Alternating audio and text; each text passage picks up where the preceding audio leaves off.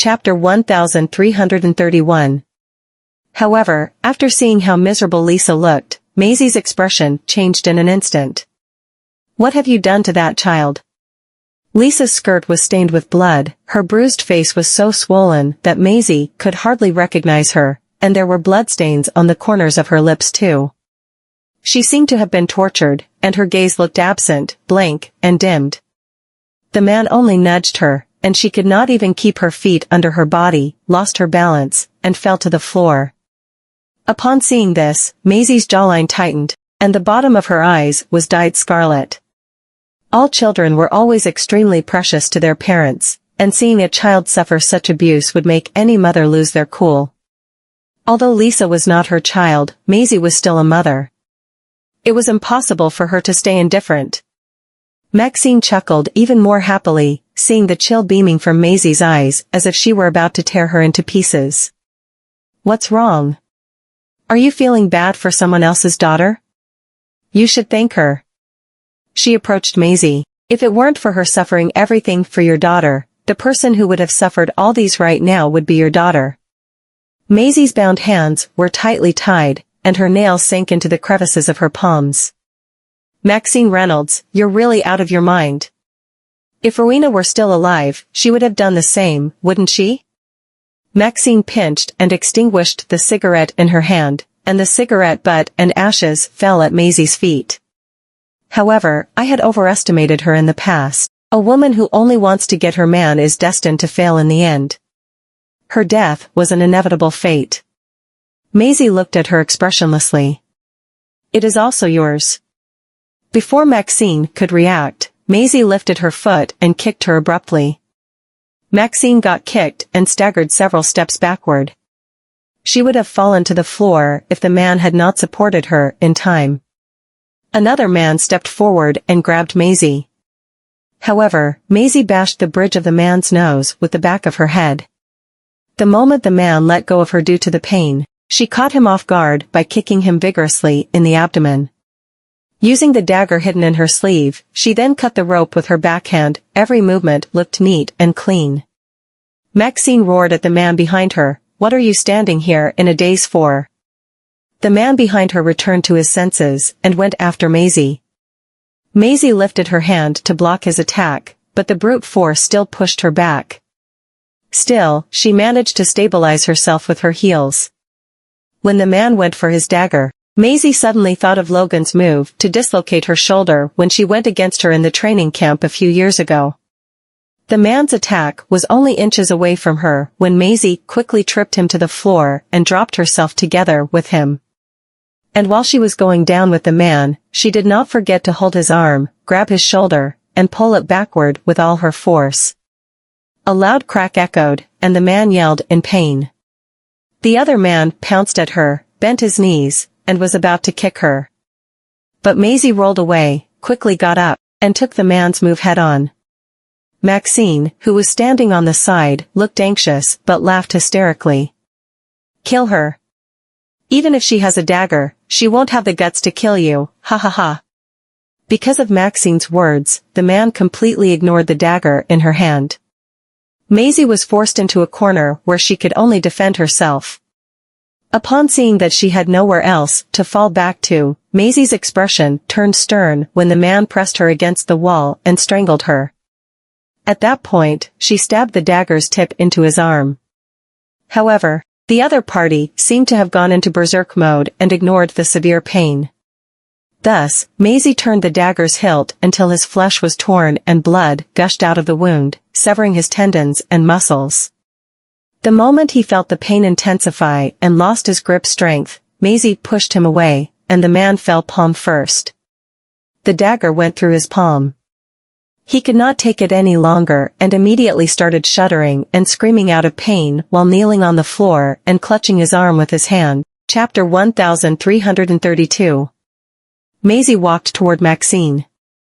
Maxine laughed and raised the remote control in her hand with a frantic look.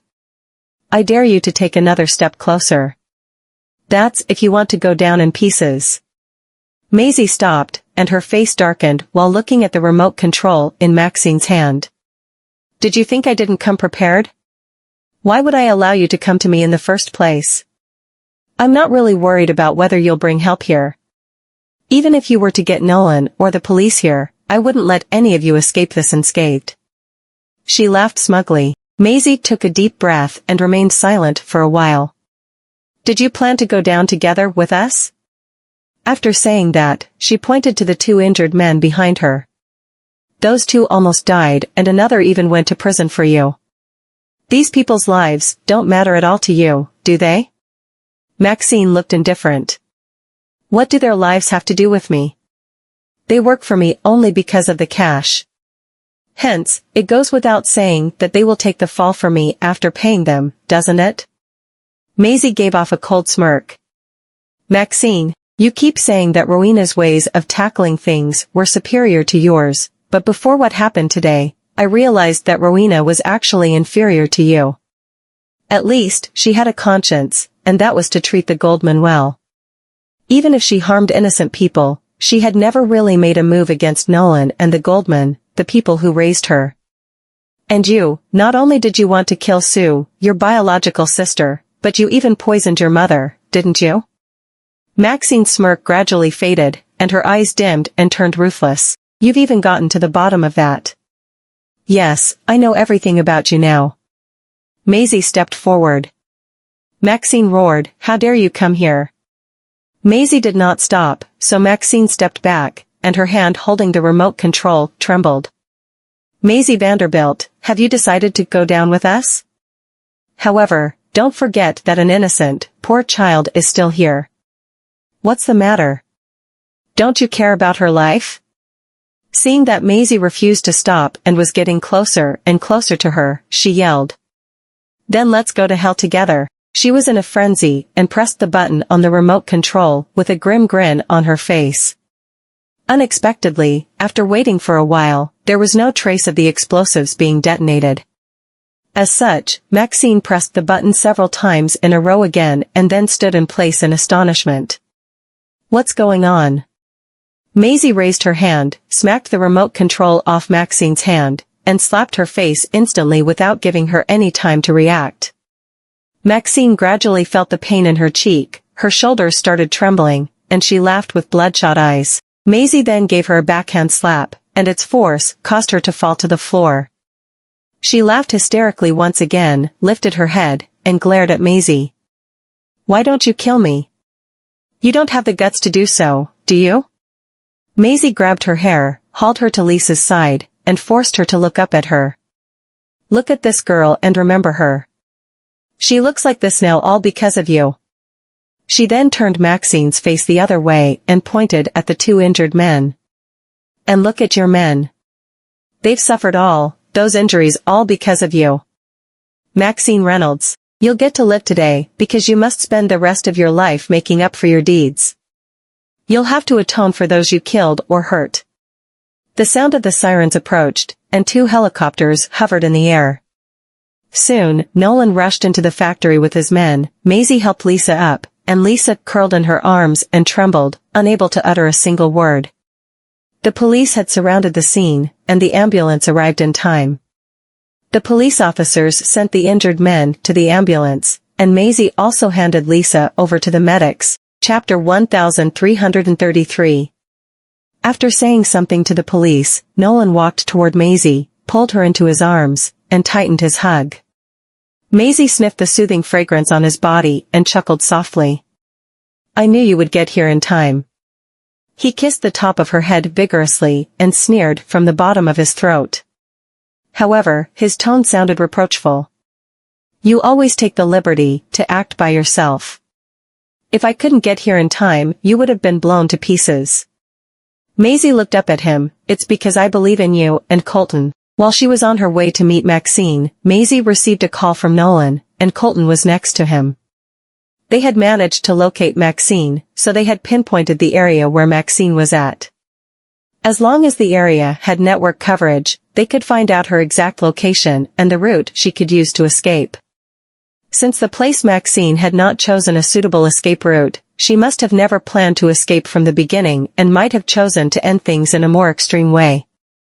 And that was to bring someone down together with her. Therefore, They sent someone to the hotel where Maxine stayed and found a batch of remote device purchases that Maxine had made abroad, and included in the order were remote-controlled explosives. Because the bomb that she had set up could not be detonated physically, the bomb could be detonated remotely through the network. Thus, as long as the network in this area was blocked, the remote control would lose its ability to detonate the explosives. Maisie had faith in Nolan and Colton, which was why she would bet that the bomb would not detonate when Maxine pressed the button on that remote control. Nolan held her cheeks in his palms, not knowing whether he should be exasperated or amused by her. I really can't do anything about you. Back at the Goldman mansion, Colton and Daisy were already waiting for Maisie to come home. When she returned home, the two of them hurried over. Mom. Daisy threw herself into her arms. I'm sorry, Mom. It's all my fault. I got Lisa embroiled in this incident. I shouldn't have let her wear my clothes. When she learned she was the one who would have been kidnapped, she felt very guilty. After all, Lisa had been kidnapped only because Daisy had lent her clothes. Maisie raised her hand, stroked her head, and said with a smile, "It has nothing to do with you. You only wanted to help your friend, and no one could predict such a thing would happen." Daisy cried out loud. Nolan walked up to her and rubbed the top of her head. All right, you're a grown girl now, and you're still crying in your mother's arms. We've rescued Lisa. Daisy wiped her tears. Then can I go and visit her in a few days? Maisie paused for a bit and then nodded. Yeah, your mother will accompany you to pay her a visit a few days later. After the children went upstairs, Maisie turned to look at Nolan. How did you know that Maxine's mother was poisoned to death by her? I wouldn't have known that if it weren't for the information Nolan shared on the phone. And Maxine actually admitted to doing so. Nolan took her into his arms. That geezer found out about those old incidents. The geezer that he referred to was his grandfather. Maisie was stunned. Nolan caressed her cheek with his palm. I told you about the cause of Uncle Summers's death the other day, right? It said that he was killed by a knife when he ran into a robber abroad. But when the police looked into the old cases, the belongings in Uncle Summers's bag were not stolen. So, the killer did not kill for his money. Maisie looked at him. Nolan responded with a faint hum and continued. The other party didn't want his money, so it was obviously a premeditated murder. Besides, Uncle Summers had not offended anyone when he was abroad. Maisie lost her composure. Could it be? Is it Maxine? She recalled Maxine's words, saying that she had avenged her. Chapter 1334. When thinking about it, the statement made Maisie shudder. The next day, Quincy went to the Goldman mansion to report to Nolan, saying that Maxine had been diagnosed with mental illness at the Bureau of Justice and was currently being held in custody. Maisie was astounded when she heard these words. Mental illness? Quincy nodded. It's said to be intermittent personality cognitive impairment, which is a symptom of schizophrenia. Maisie pursed her lips and said nothing. Nolan held the back of her hand and looked at Quincy. If mentally ill people intermittently commit crimes when they're mentally normal, they should bear criminal responsibility just like any other normal people. This is inevitable. If Maxine wants to use her mental illness to find a reason to defend herself in this lawsuit, I'll play along with her till the end of it. Quincy replied, I've informed the lawyer and will hand the evidence and judgment. After Quincy left, Maisie sat on the couch and did not say anything. Nolan hugged her. What's the matter? I didn't expect Maxine to have another trick up her sleeve. Does she want to avoid bearing criminal responsibility by saying she's mentally ill? If she were to succeed in doing so, then it'd be a disaster to society. Nolan smiled. She won't be able to do as she wants. I've never lost a lawsuit. Even if she's truly sick, I won't give her the chance of evading criminal responsibility. Maisie looked at him and chuckled. Are you well prepared for the lawsuit? He stroked the ends of her hair. You'll know when the trial starts. A week later, on the trial's day, the courtroom seats were fully occupied. Maisie and Nolan sat at the plaintiff's desk while the defendant's lawyer sat across from them. Helios was also among the audience. Maxine was brought into the courtroom by 4 female police officers. She was shackled, her hair was disheveled, and she was in a prisoner's uniform. She turned her head and glanced at Maisie, who was sitting at the plaintiff's desk, and the corners of her lips twitched and were raised coldly as if she was provoking her. Maisie's hands, which were resting on her thighs, could not help but tighten as her expression stiffened. The judge sorted out the documents in his hands and glanced at Maxine.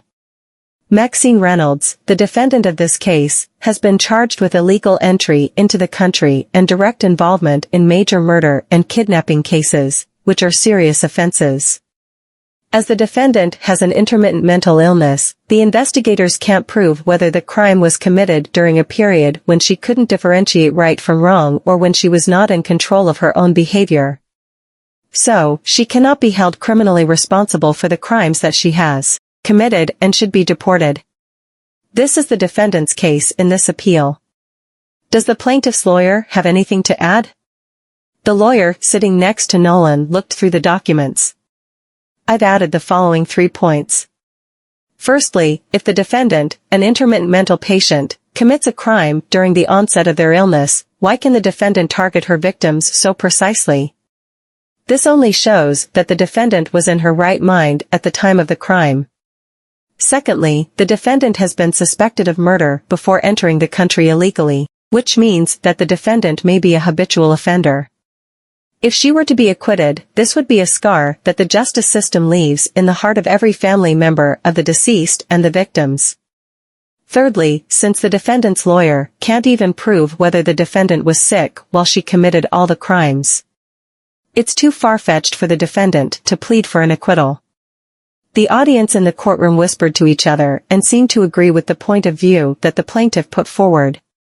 The defendant's lawyer stood up. My client didn't participate in the hit and run, and the suspect of the case has already pleaded guilty. I have the suspect's confession in my hand, which proves that my client has mental issues that she has no control over. The defendant's lawyer submitted the confession to the judge, and the judge went through the evidence and then looked at the plaintiff. Chapter 1335. The plaintiff's lawyer chuckled. The suspect who caused the death in the hit and run pleaded guilty only because he's the defendant's scapegoat. Since he would take the blame for her, the confession that he gave can also be false. The plaintiff's lawyer slowly stood up and handed in the documents. The documents were presented to the judge, who skimmed through them and frowned. This is the evidence of all the crimes committed by the defendant. How can a mentally ill person draw out each step of the plan so purposefully when she wasn't in her right mind and couldn't control her own behavior? So, no matter who the defendant is, they can't be spared, and the premeditated actions don't constitute out of control behaviors. The judge looked at the defendant. Do you have any other evidence? The defendant's lawyer submitted 2 more pieces of evidence. All the premeditated behaviors that my client showed were due to multiple personality disorder, better known as dissociative identity disorder. My client suffers from severe mental illness and even has experienced a few personality substitution incidents before this because of the brutal assault that she suffered when she was younger. Patients with dissociative identity disorder can't control their behavior when the other personality takes over, so even if my client committed a premeditated murder, it was committed by her second personality, not her true self. Maisie pursed her lips when she heard the statement. Nolan noticed her hidden emotions and placed his hand on the back of hers. Maisie turned to look at him, and he gave off a grin that gave her great relief. Dissociative identity disorder, including a murder case carried out by a secondary personality, was indeed very rare, so rare that even the audience in the courtroom thought it was unbelievable. The defendant's lawyer managed to completely distinguish and separate the defendant's behavior from the behavior of her uncontrollable personality. After all, this was a crime associated with dissociative identity disorder, and the exact diagnosis provided by the hospital proved that the murder had been committed while the defendant's secondary personality took over. Thus, when both conditions were met simultaneously, the defendant's criminal responsibility would be exempted. Maxine glanced at Maisie, and Maisie was looking at her too. There seemed to be a hint of mockery flashing across her eyes, as if she was trying to provoke Maisie by giving off a victorious gesture. The judge asked for the hospital's medical certificate to be handed to the plaintiff's lawyer, who took a look at its content and frowned. Nellen leaned over to the lawyer beside him and said something, and the lawyer nodded.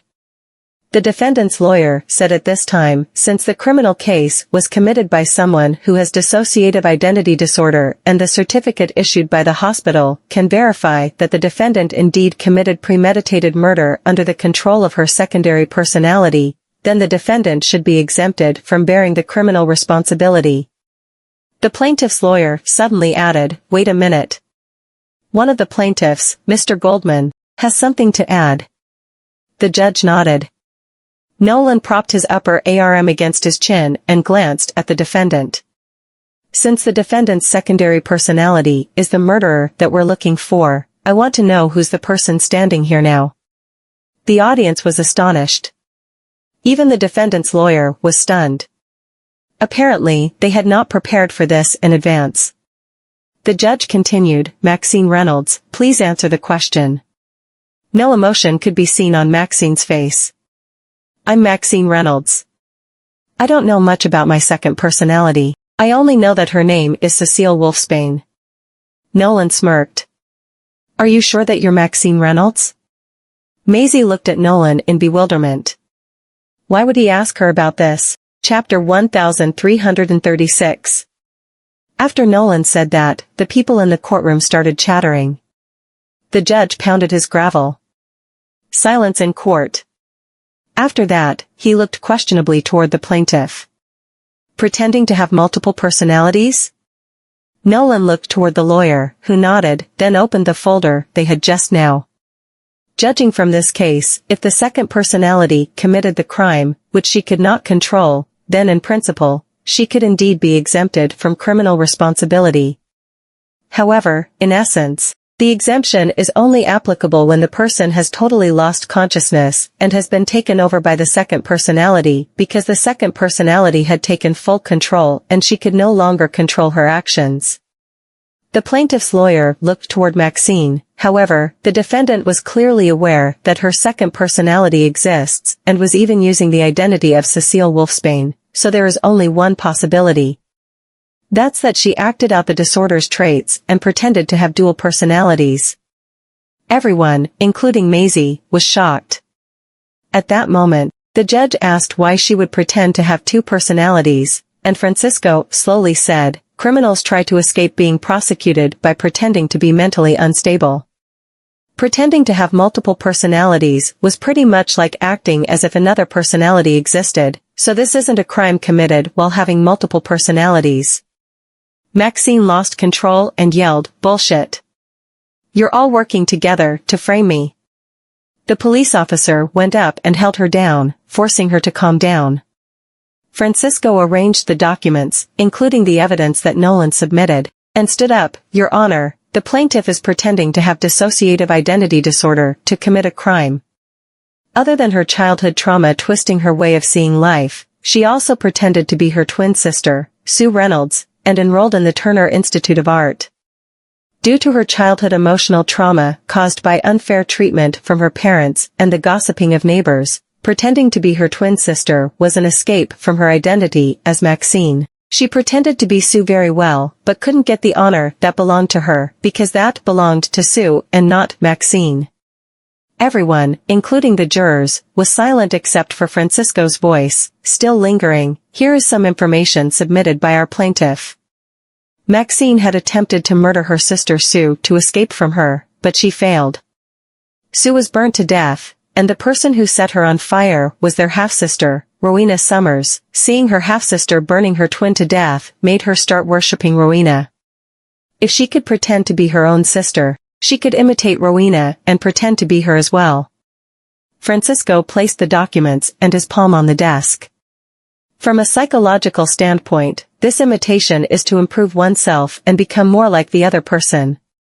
It's caused by low self-esteem. She blindly wanted change and lost herself while moving into an extreme situation. This is a mental illness. Is it possible for an intermittently mentally ill patient to be able to do all that? Chapter 1337. When the judge spoke to the defendant's lawyer, the lawyer gave up on the defense. The moment Maxine heard the sentencing, she looked as if her soul had left her body, and when she was taken away, she couldn't walk by herself. Maisie and Nolan left the court. How did you find the evidence? She was surprised. Nolan touched her nose. It's all thanks to your son. Waylon had found evidence in Maxine's home, a pocket watch. There was a picture of Tyson Reynolds and a woman who was the mother of the twins. It showed the reason that Tyson had left the family for a few years. On the way back, Maisie guessed that Tyson had met Sue and Maxine's mother and had fallen in love. However, they could not be together even when they loved each other because Tyson was married, and even if he didn't love his wife, he felt sorry for her. The traditional ideology of marriage just tied them down. Since Lorraine Wolfsbane was Tyson's cousin, hadn't been very keen on marrying her but was forced to. After their wedding, they had just been a couple by name. After Lorraine gave birth, Tyson left and worked overseas. Tyson had felt sorry for Lorraine too because if not for this arranged marriage, she would have married the man she loved and built her own happy family. Lorraine had been an understanding woman and never questioned him, so he treated her well in return. Even when he left for work, he would bring gifts back for his wife and child, take care of the child, and love his wife as a husband. After meeting a woman who stole his heart, he never asked for a divorce from Lorraine. Between marriage and love, he had chosen the former because of a sense of responsibility and not love. Even for the right person who had shown up in his life at the wrong time, he could only choose to let her down. Maisie didn't really understand, why does Maxine hate her mother? Maxine hated her father because he was the reason she couldn't have a complete and happy family. They had all been mistreated since they were without a father and her mother had gotten pregnant before getting married. But why would she hate her mother? Had she killed her mother because the latter loved Sue more than her? Nolan pulled her into his arms and played with her hair. She thought that her mother's negligence when she was young was the reason she had to go through her trauma. She felt that she wasn't important to her mother. Maisie looked down. They're both her daughters. How could she think that she wasn't important? What Maxine had told her in the cafe was only from her perspective and how she saw her mother love Sue more. Some people like to victimize themselves and complain to others to get some sympathy, but who would know the truth? Just like the videos online, some were posted to create an illusion and a lie, but people believed them. Nolan smiled. When someone's mind is made, it's hard for them to see the good in others. That was how I felt about the old man too. He meant Titus. He had been under the impression that Titus hadn't sent someone to save his mother, but it was because Rowena had hidden the fact that his mother was kidnapped, and Titus had no idea. It had been too late when he found out. Chapter 1338. After a few days, Maxine was given a life sentence. Maisie went to see her one last time. When the warden brought her to the visitation room, she still looked as calm as ever. Not showing signs that she was a person on death row. She sat down and put the receiver to her ear, then smiled. It's ironic that you're the last person I see. Maisie looked at her. Do you not regret your actions? Regret? She laughed, but her eyes were cold. There's nothing to regret about. I'm not the one at fault. The world is at fault for not being fair to me. Maisie's eyes darted. I sympathize with you, but this isn't a good reason to kill someone for revenge. What do you know? Have you gone through what I have? Maxine's expression was dark. I was 6 when I had to go through such an ugly experience, but the man who assaulted me was perceived as a good man because he was enthusiastic and had so-called good behavior. He easily convinced the police, neighbors, and even my mother. What I said as a 6-year-old became a lie, and the neighbors were against me, just because the man who assaulted me was a polite old man. The hatred in her eyes darkened. I was the one who had to go through that, but my mother was disgusted at me. Sue didn't have to go through any of that. She was a blank paper with outstanding colors while I was tainted. After that, she smiled eerily. When I fed her the poison and told her how I burned Sue to death, it was ironic to see her apologize to me while she cried. That's enough. Maisie looked at her with pity. Do you really think your mother didn't believe you and was disgusted? You were wrong. She believed you, but she couldn't do anything to help. She even had to ask your father for help. After the incident, she didn't choose to compromise, but since the culprit destroyed all evidence, and the police and neighbors didn't like foreigners, do you think you're the only one who had to listen to hateful words? Your mother and sister endured the same. Bullshit. Maisie ignored her darkened expression. You had to go through a horrific experience and thought that your mother didn't believe you, that she felt guilty because she neglected you, but that was all just your perception. Huh, what do you know? Maxine chuckled. Maisie, do you think what you're saying will move me? Do you think that me losing means that you won? She laughed hysterically. You're so pathetic. Do you think you can save me?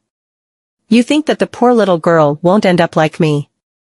Maisie frowned. Maxine suddenly stood up. She's going to follow in my footsteps, Maisie. She won't thank you for it, ha ha ha. The warden grabbed her while she struggled and screamed. Her bloodshot eyes stared intently at Maisie, who sat calmly on the other side of the glass window. All the hysterics looked even crazier on the other side. The noise on the other side of the receiver only faded when the warden forcefully dragged her out.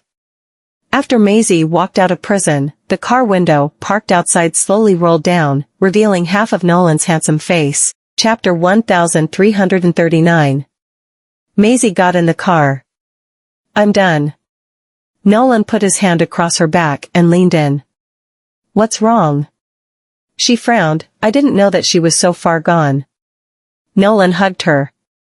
She got what she deserved. Maisie looked down, holding back what she wanted to say. Nolan noticed that and then held her face up. Did you want to say something? I still have a question. How did Maxine find out about us? Maisie looked at him. Maxine didn't know them, but how could she know so much about Pearl and Linda? Nolan rested his chin on the top of her head, imitating someone, playing a character, then getting too far into character. That's why she looked into our past. That's not unusual. Maisie didn't reply.